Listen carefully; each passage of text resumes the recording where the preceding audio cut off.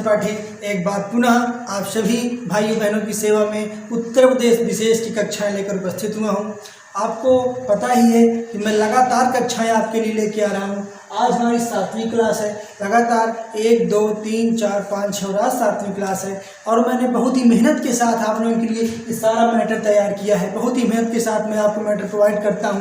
जिस तरह आप लोग प्रतिक्रिया दे रहे हैं मेरे वीडियोज़ पर, मैं उससे बहुत ही आह्लादित हूँ। समझिए मेरा मन एकदम आसमान की ऊंचाइयों को छू रहा है आपके इस प्रतिक्रिया को लेकर के। साथ ही मेरा आपसे विनम्र अनुरोध है कि आप हमारे प्लेटफॉर्म से दी जाने वाली सभी कक्षाओं को पूरा देखें और कमेंट बॉक्स में अपनी प्रतिक्रिया बताएं। साथ ही आपके जो भी प्रश्न हो, कोई चीज़ नहीं समझ में आता, ऐसे ऑफलाइन क्लासेज में बच्चा सामने से पूछ लेता है, ऑनलाइन क्लास में क्या होता है कि कई चीज़ें छूट जाती हैं। तो आप कमेंट बॉक्स में हमको ज़रूर बताइए, मैं आपको उसका उत्तर दूंगा। जैसे मेरी पिछली कक्षाओं को मैंने देखा तो 2 तरह के कमेंट आए थे। पहला मैंने देखा, एक बच्चे ने मुझसे पूछा था कि मथुरा में कितनी बारिश होती है। मैंने आपको जैसे बताया मथुरा में सबसे कम बारिश होती है उत्तर प्रदेश में, और कितनी, लगभग 54.4 सेंटीमीटर। कितनी बारिश होती है? लगभग 54.4 सेंटीमीटर बारिश होती है। कहाँ पे? मथुरा में। साथ ही सर्वाधिक बारिश कहाँ होती है यह हमको कमेंट में बताएंगे, और कितनी बारिश होती है, सर्वाधिक बारिश कहाँ और कितनी होती है यह आप हमको बताएंगे।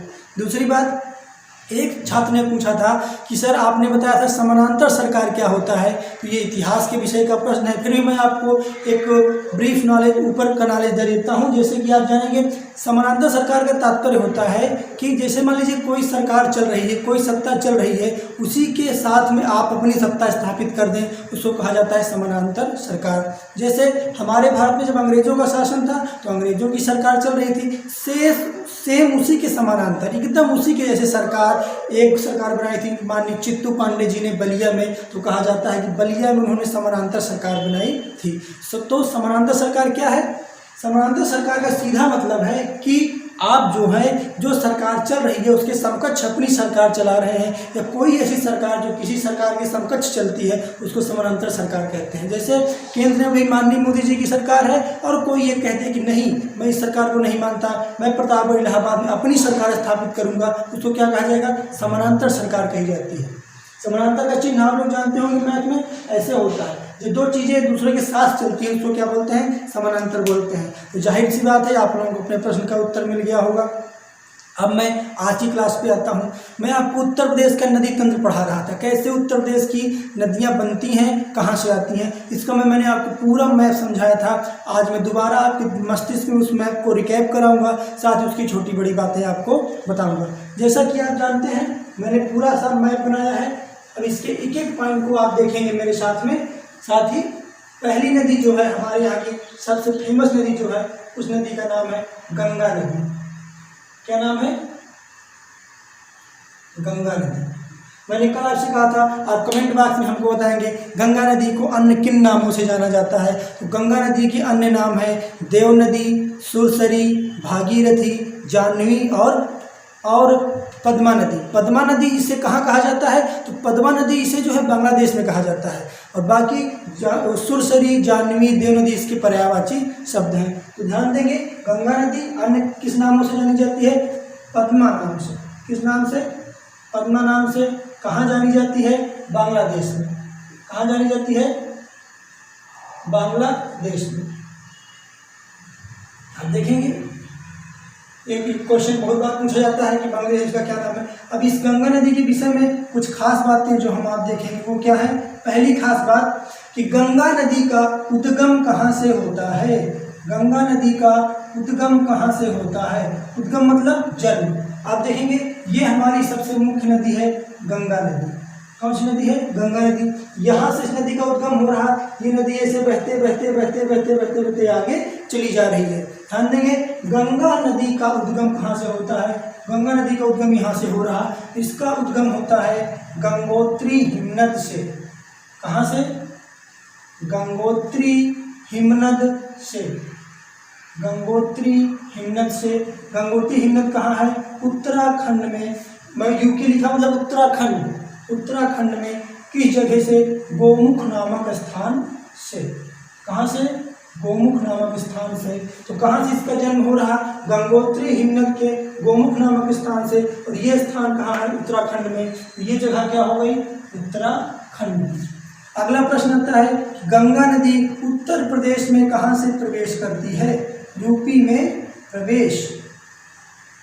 जन्म तो इसका उत्तराखंड में हो रहा, लेकिन ये नदी यूपी में कहाँ से प्रवेश कर रही है? तो आप देखेंगे ये नदी बिजनौर जिले से यूपी में प्रवेश करती है।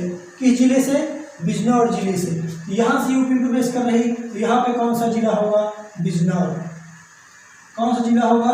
बिजनौर जिला होगा। ध्यान देंगे, उत्तराखंड से इसका जन्म हो रहा, बिजनौर में ये उत्तर प्रदेश में प्रवेश कर रही, और ये नदी बहते बहते अंत में बलिया नामक स्थान से उत्तर प्रदेश से बाहर निकल जाती है। बलिया उत्तर प्रदेश का सबसे पूर्वी हिस्सा है, सबसे पूर्वी जिला है, और इसी पूर्वी जिले से बलिया से वो बाहर निकल जाती है यूपी में प्रवेश। तो यूपी से निकास, यूपी में किस जिले से इसका निकास होता है? तो आप जवाब देंगे बलिया जिले से। किस जिले से? बलिया जिले से। साथ ही आप ध्यान देंगे, यह नदी उत्तर प्रदेश में लगभग 900 किलोमीटर की यात्रा करती है। कितना? लगभग 900 किलोमीटर की यात्रा ये उत्तर प्रदेश में करती है। ध्यान देंगे, एक प्रश्न परीक्षा में बहुत बार पूछा जाता है कि गंगा नदी में दाएं ओर से आकर मिलने वाली नदियां कौन कौन सी हैं, और बाएं ओर से आकर मिलने वाली नदियां कौन कौन सी हैं। तो मैंने कहा था जिस दिशा में नदी बह रही है उस दिशा में आप खड़े हो जाइए। गंगा नदी ऐसे बह रही है, मैं इस दिशा में खड़ा हो गया, ये मेरा दायां हाथ है, तो इस तरफ से दायां आके मिलने वाली नदियाँ होंगी, इस तरफ से आके बाएं तरफ से आके मिलने वाली नदियाँ होंगी। तो इसमें दाएं तरफ से कौन कौन सी नदियाँ आ रही हैं? तो आप देखेंगे दाएं तरफ से मिलने वाली पहली नदी ये है, इसका क्या नाम है? यमुना नदी। कौन सी नदी? यमुना नदी। ये भले आ ऊपर से रही है, लेकिन ये गंगा में मिल कहाँ रही है? दाएं तरफ से यमुना नदी मिलती है दाएं तरफ से। किस जगह पे? तो प्रयागराज में। कहाँ मिलती है ये? प्रयागराज में। दूसरी नदी आप देखेंगे टोंस नदी। ये देखिए इस एरिया से बहती नदी आ रही है, यहाँ मिल रही है। ये कौन सी नदी है? टोंस नदी। कौन सी नदी? टोंस नदी। आप प्रयागराज से थोड़ा सा आगे जाएंगे, ये नदी भी गंगा में मिलती है, इसकी भी स्थान क्या है? प्रयागराज में। अगली नदी जो आगे गंगा में मिलती है देखेंगे, ये सोन नदी है। कौन सी नदी है? सोन नदी। देख पाएंगे आप मेरे साथ में, ये नदी जा रही है, सोन नदी आके मिल रही है गंगा में। कहाँ? पटना में। तो अगली नदी कौन सी है? सोन नदी। कौन सी नदी? सोन नदी। और कहाँ मिल रही है? पटना में। कहाँ मिल रही है? पटना में। तो परीक्षा में आएगा दाएं तरफ से गंगा में मिलने वाली कौन कौन सी नदियां हैं? तो आप कहेंगे जमुना, टोंस और सोन आदि ये प्रमुख नदियां हैं। फिर बाएं तरफ से मिलने वाली नदियां कौन कौन सी हैं? पहली नदी आप देखेंगे रामगंगा। कौन सी नदी है पहली? रामगंगा, पहली नदी रामगंगा। दूसरी गोमती, तीसरी घाघरा, और घाघरा की दो सहायक नदियां हैं, शारदा और राप्ती। और अंतिम नदी है गंडा। कौन सी? गंडा। यही गंडक नदी जो है उत्तर प्रदेश की पूर्वी सीमा बनाती है। ध्यान देंगे, बाएं तरफ से आती हैं रामगंगा, गोमती, घाघरा, गंडक आदि नदियाँ। दाएं तरफ से आती हैं यमुना, टोंस, सोन आदि नदियाँ। उत्तर प्रदेश में मुख्य रूप से बहने नदी कौन सी है? गंगा। इसका उद्गम कहाँ से हो रहा? गंगोत्री हिमनद से। उत्तर प्रदेश में प्रवेश कहाँ से कर रही है? बिजनौर से। और इसका निकास हो रहा है बलिया में। लगभग 900 किलोमीटर की यात्रा ये करती है। कहाँ? हमारे उत्तर प्रदेश में। और दाएं और बाएं सिर में से ये नदियाँ मिलती हैं। कल एक छात्र ने कमेंट किया था कि सर स्क्रीनशॉट लेने के लिए थोड़ा हट जाया करिए, तो आप लोग अब स्क्रीनशॉट ले सकते हैं, इसका ले लिए होंगे। तो आप लोग जानेंगे ये गंगा नदी का एक पूरा का पूरा तंत्र है। साथ ही ये गंगा नदी हमारे उत्तर प्रदेश के 28 जिलों से होकर के बहती है। कितने जिलों से? 28 जिलों से होकर के ये हमारी गंगा नदी बहती है। परीक्षा में गंगा नदी से इससे बाहर कोई प्रश्न नहीं पूछा जाता है।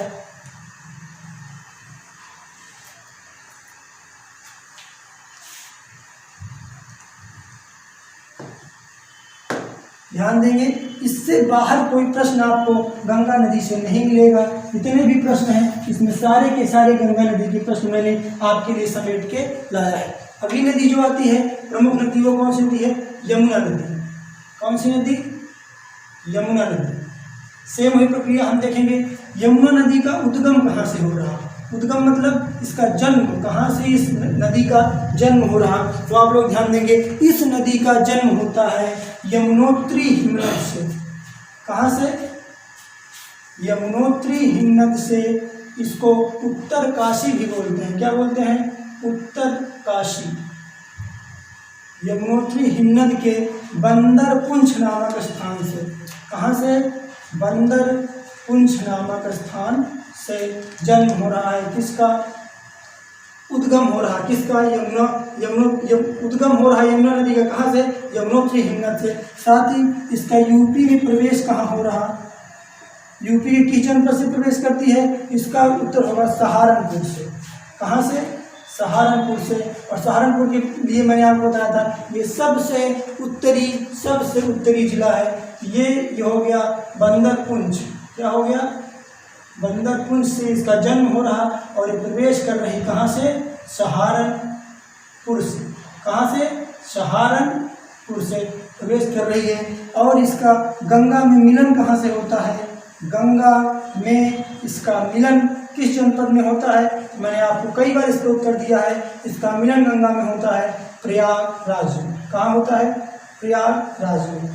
कई बार ये प्रश्न पूछ लिया जाता है कि इस नदी के किनारे कौन से शहर स्थित है? तो आप ध्यान देंगे, यमुना नदी के किनारे स्थित शहर हैं सबसे पहला कौशाम्बी, प्रयागराज, मथुरा। मथुरा में आपको फेमस होगा श्री कृष्ण भगवान की बहुत सारी कहानियाँ जमुना नदी के किनारे मिलती हैं। परीक्षा में आएगा मथुरा किस नदी के किनारे है? आप कहेंगे जमुना नदी के किनारे अपनी स्थिति को ये रखता है। तो देखेंगे कौन कौन से जनपद आते हैं इसके किनारे। पहला प्रयागराज, कौशाम्बी,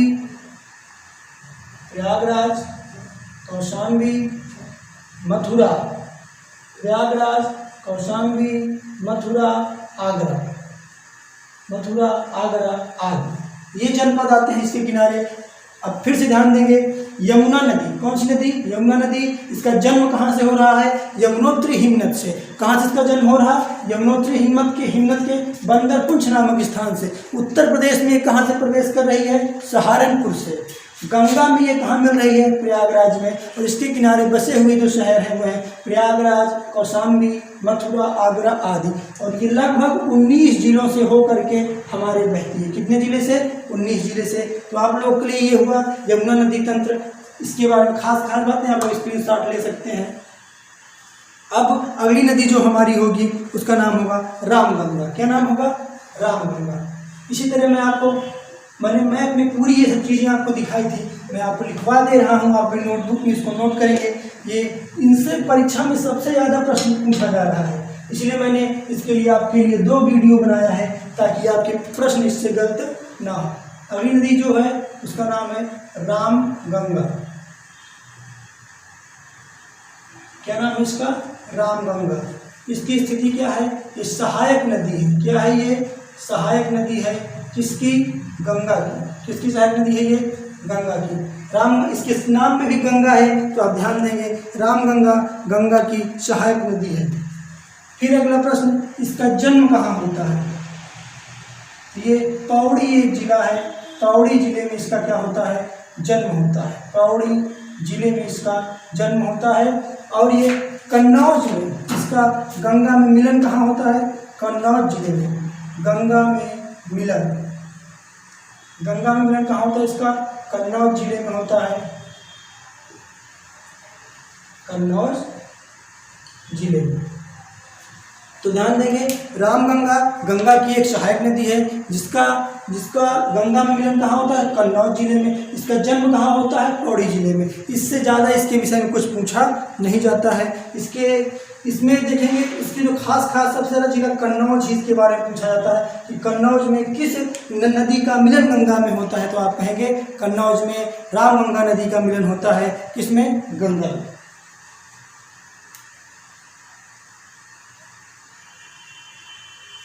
रामगंगा के बाद अगली नदी है गोमती नदी। कौन सी नदी? गोमती नदी। कौन सी नदी है? गोमती नदी। इसके बारे में पहली बात जो हम ध्यान देंगे, इसका जन्म कहाँ से हो रहा है। तो इसके जन्म के विषय में सबसे खास बात ध्यान देंगे, इसका जन्म किसी पहाड़ या किसी पहाड़ी से ना होकर के इसका जन्म जो है एक झील से होता है। किससे होता है? एक झील से होता है। और वो झील कौन सी है? फुलहर झील। कौन सी झील है?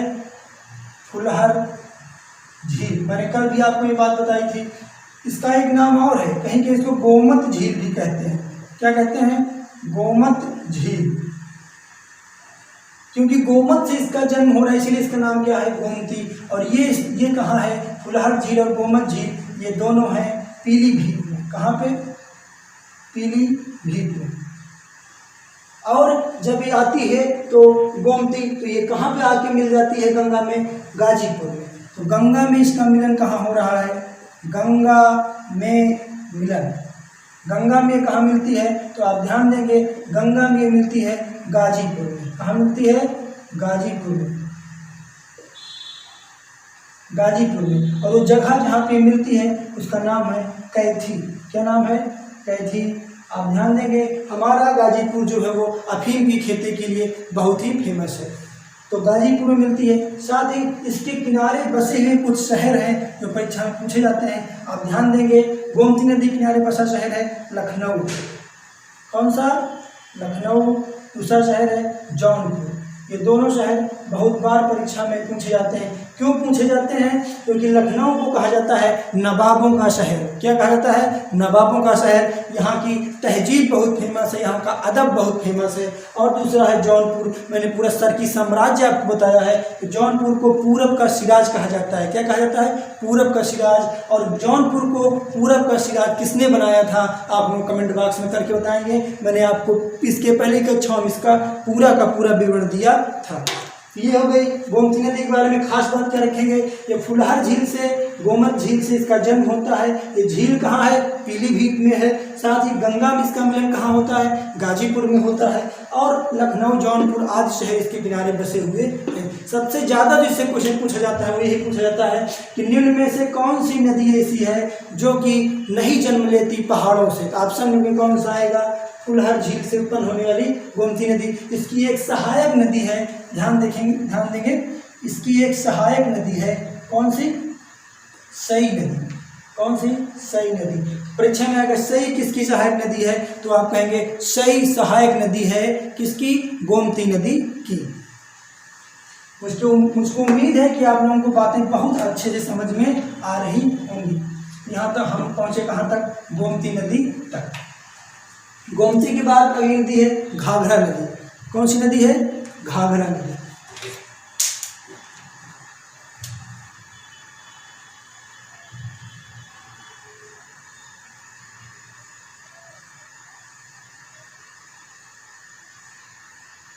जैसा चित्र मैंने आपके लिए बनाया है आप ठीक ऐसा ही चित्र अपने कॉपी में बनाएंगे। उसके बाद आप देखेंगे कि आपको चीज़ें कितना समझ में आती हैं। घाघरा नदी के बाद आप देखेंगे कि खास बात, इसका जन्म कहाँ से होता है? इसका जन्म कहाँ से होता है? तो इसका जन्म होता है तिब्बत के पठार से। कहाँ इसका जन्म होता है? तिब्बत के पठार से। तिब्बत के पठार से। तिब्बत के पठार से इसका क्या होता है? जन्म होता है। इसकी सहायक नदियाँ दो हैं। इसकी सहायक नदी कौन सी है? दो हैं। कौन कौन सी? आप देख पाएंगे, ये घाघरा नदी आ रही है, इसकी सहायक नदी है कि शारदा नदी, दूसरी राप्ती नदी। पहली कौन सी है? शारदा नदी। कौन सी नदी? शारदा नदी। और शारदा नदी को ही कहा जाता है काली नदी। कौन सी नदी? काली नदी। और दूसरी राप्ती नदी। कौन सी नदी? राप्ती नदी। और इसका मिलन होता है गंगा में। गंगा में ये मिल जाती है। गंगा मिलन इसका कहाँ पे होता है? आप ध्यान देंगे, इसका गंगा मिलन होता है छपरा में। कहाँ होता है? छपरा में। और छपरा कहाँ पे है? छपरा बिहार में है। कहाँ पे है? बिहार में है। तो आप ध्यान देंगे, खास बातें क्या है इसके बारे में कि घाघरा नदी का जन्म कहाँ होता है? तिब्बत के पठार से। इसकी सहायक नदी कौन कौन सी है? शारदा और राप्ती नदी। इसका गंगा में मिलन कहाँ होता है? छपरा के बिहार में इसका गंगा में मिलन होता है। साथ ही इसके विषय में खास बात ध्यान देंगे, जब ये नदी अयोध्या में पहुँचती है, कहाँ पहुँचती है? अयोध्या में पहुँचती है। कौन सी नदी? घाघरा नदी। तो इसको वहाँ पे सरयू कहा जाता है। क्या कहा जाता है? सरयू। तो सरयू किस नदी का नाम है? तो सरयू घाघरा नदी का ही नाम है। लेकिन घाघरा इसे कहाँ कहा जाता है? तो घाघरा इसे कहा जाता है अयोध्या में। इसी सरयू नदी के किनारे भगवान राम खेले हैं। तो आप याद रखेंगे सरयू नदी किस नदी के किनारे कौन सा शहर? आप कहेंगे अयोध्या शहर है। ध्यान देंगे ये शारदा और राप्ती, शारदा और राप्ती दोनों नदियाँ इसकी सहायक नदी हैं। तो आप कहेंगे घाघरा नदी की सहायक नदी है। देखेंगे ये जहाँ पे शारदा नदी आके घाघरा में मिल रही है और एक राप्ती नदी, इस जगह का नाम है देवरिया जिला। कौन सा जिला? देवरिया जिला। और इस जगह का नाम है सीतापुर। क्या नाम है? सीतापुर। तो ध्यान देंगे शारदा नदी घाघरा में मिलती है सीतापुर में, राप्ती नदी मिलती है देवरिया में। ये इसके विषय में खास बात थी। अब हम अगले टॉपिक पे आएंगे। अगली नदी हमारी है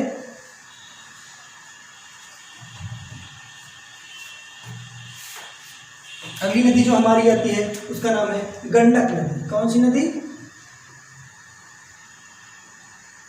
गंडक नदी। गंडक नदी। ध्यान देंगे गंडक नदी के बारे में पहली जो महत्वपूर्ण बात है वो क्या है? गंडक नदी उत्तर प्रदेश की पूर्वी सीमा बनाती है। गंडक नदी उत्तर प्रदेश की पूर्वी सीमा बनाती है। तो ध्यान देंगे पहला पॉइंट क्या है? यह नदी उत्तर प्रदेश की पूर्वी सीमा, उत्तर प्रदेश की पूर्वी सीमा बनाती है। उत्तर प्रदेश की पूर्वी सीमा बनाती है। ध्यान देंगे यह नदी उत्तर प्रदेश की पूर्वी सीमा बनाती है। कौन सी नदी? तो गंडक नदी। इसका जन्म कहाँ होता है? देखें गंडक नदी, इसका एक अन्य नाम और भी है शालिग्रामी नदी। कौन सी नदी? शालिग्रामी नदी। इसका एक नाम और क्या है? शालिग्रामी नदी।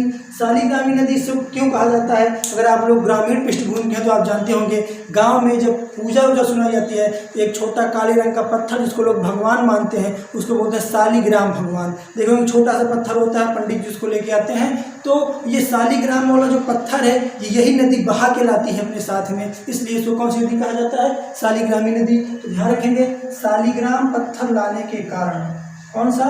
शालिग्राम पत्थर, शालिग्राम पत्थर का बहाव करने के कारण,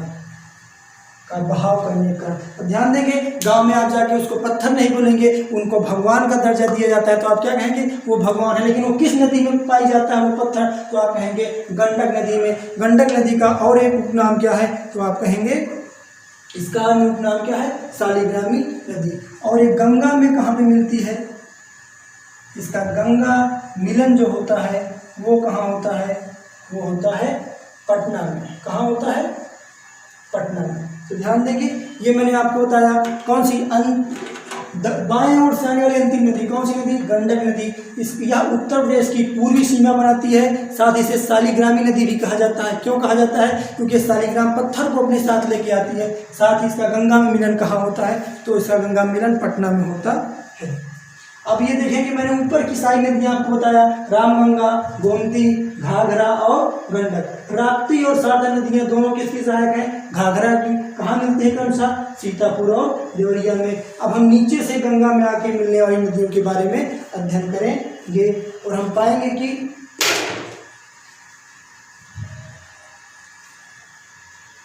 आप लोगों से मेरा विनम्र अनुरोध है कि वीडियो को लाइक, कमेंट और शेयर के साथ साथ वीडियो को पूरा देखा करिए। अगर आप वीडियो को बीच में छोड़ देंगे तो जाहिर सी बात है जिस तरह मैं मैपिंग के साथ आपको पढ़ाता हूँ आप उससे कनेक्ट नहीं हो पाएंगे।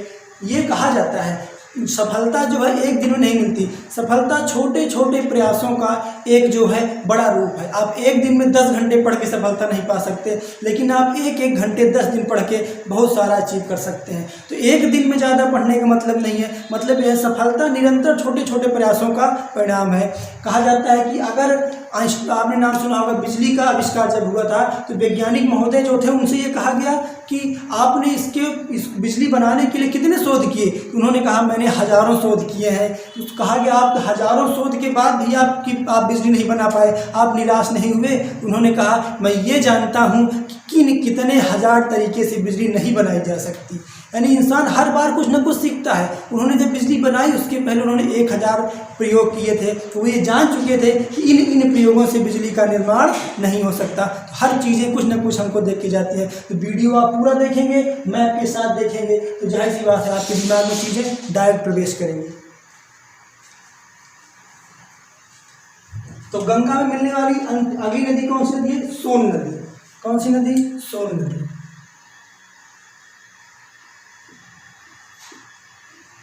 सोन नदी देखेंगे। सोन नदी की सहायक नदियां जो हैं वो हैं, सोन नदी की कुछ सहायक नदियां हैं। जैसे पहली इसकी सहायक नदी है रिहंद नदी। कौन सी? जो कि बहुत फेमस है, इसी पे रिहंद बांध स्थित है। कहाँ? कौन सा बांध? रिहंद बांध बहुत फेमस है। परीक्षाओं में कई बार पूछा गया है कि रिहंद बांध किस पर है, तो आप कहेंगे कि इसी नदी पर स्थित है। साथ ही इसका गंगा में मिलन कहाँ होता है? ये नदी गंगा में कहाँ पर मिलती है आके? तो आप कहेंगे ये गंगा में मिलती है आके पटना में। कहाँ पे मिलती है? पटना में। बस इससे यही दो प्रमुख क्वेश्चन पूछे जाते हैं। ये नदी सोनभद्र में बहती है और सोनभद्र में ये बहती है, इस पर कई सारी परियोजनाएं हैं। मैं आपको आगे की कक्षाओं में बताऊंगा। फिलहाल मैंने आपको पहले ही बताया था बाण सागर परियोजना इस पर स्थित है। कौन सी परियोजना? बाण सागर, जो कि उत्तर प्रदेश, बिहार और मध्य प्रदेश की संयुक्त परियोजना है। तो सोन नदी की सहायक रिहंद नदी फेमस है और गंगा में कहाँ मिलती है? पटना में आके मिलती है। ये जो है गंगा नदी की प्रमुख नदियों का क्या था? एक तंत्र था जो मैंने आपको बताया। इसमें मिलने वाली एक नदी है कौन सी? जमुना, जिसके बारे में मैंने आपको बताया। तो जमुना की भी कुछ सहायक नदियां हैं। जैसे देखेंगे आप, जमुना की एक सहायक नदी है चंबल नदी। कौन सी नदी है? चंबल नदी। और एक कहाँ मिलती है? इटावा में। कहाँ मिलती है? इटावा में। चंबल नदी कहाँ मिलती है? इटावा में। अब चंबल नदी के बारे में क्या जानेंगे? चंबल नदी बीहड़ों का निर्माण करती है। किसका निर्माण करती है?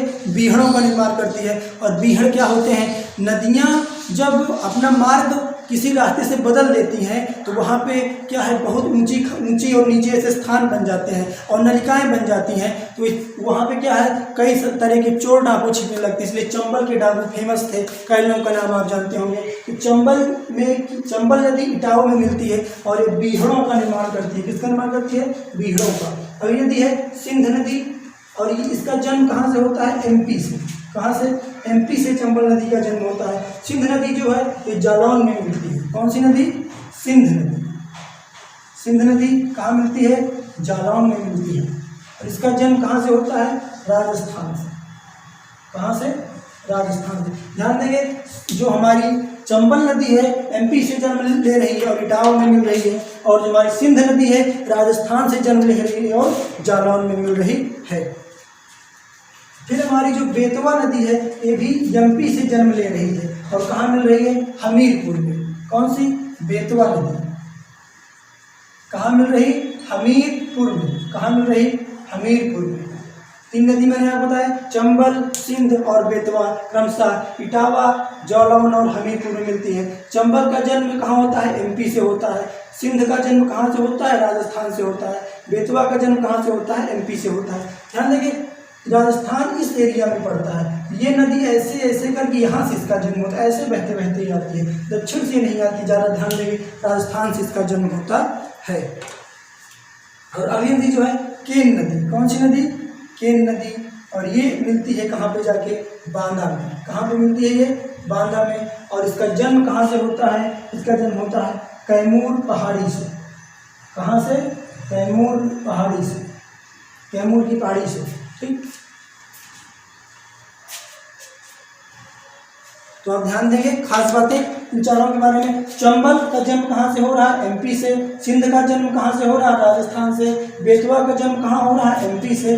केन का जन्म कहाँ से हो रहा है? कैमूर से। चंबल कहाँ मिलती है? इटावा में। सिंध कहाँ मिलती है? जालौन में। बेतवा कहाँ मिलती है? हमीरपुर में। और केन कहाँ मिलती है? बांदा में। एक नदी और है टोंस नदी, जो कि जमुना की नहीं गंगा की सहायक नदी है। ये भी प्रयागराज के थोड़ा सा आगे जाके गंगा में मिल जाती है। तो ये मैंने आपको पिछली क्लास में मैंने आपको बताया था कि कैसे कैसे, मैं सिर्फ आज मैंने आपको थ्योरी का पूरा पार्ट लिखवाया है। ये चूँकि सबसे महत्वपूर्ण चैप्टर है इसलिए मैंने इसकी 2 क्लासेस ली हैं। कल मैं इसके कुछ क्वेश्चन भी आपको बताऊंगा। इसके पहले की परीक्षाओं में यूपी पीसीएस से लेकर के और लेखपाल तक की परीक्षाओं में पूछे गए सारे प्रश्न कल मैं आपको इसके बताऊंगा। मुझको उम्मीद है कि आपको बहुत अच्छे से समझ में आया होगा। आपकी कोई प्रतिक्रिया हो, कोई प्रश्न हो, आप कमेंट में जरूर बताइएगा। वीडियो को पूरा देखा करिए। आप लोगों का बहुत बहुत धन्यवाद।